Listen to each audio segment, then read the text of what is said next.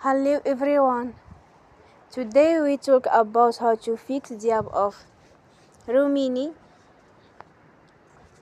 We will go to settings, then we click on apps. After that we will search the app Remini and we click. They will on for stop. After that we will go to storage. Then we click on clear cache.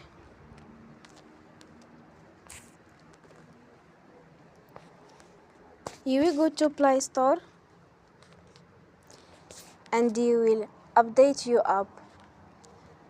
Don't forget to support us by like and subscribe. See you next time and thank you for watching.